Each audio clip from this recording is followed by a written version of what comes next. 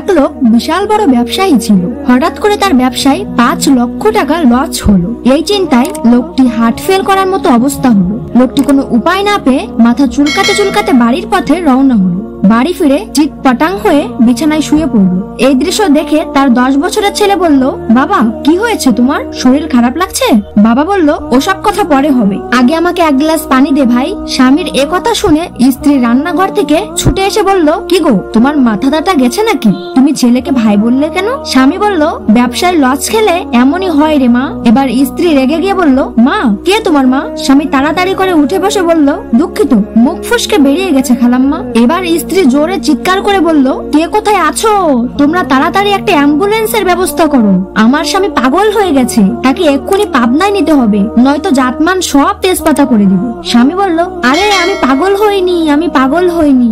স্ত্রী বলল, তুমি থামো, সব পাগলরা এই একই কথাই বলে।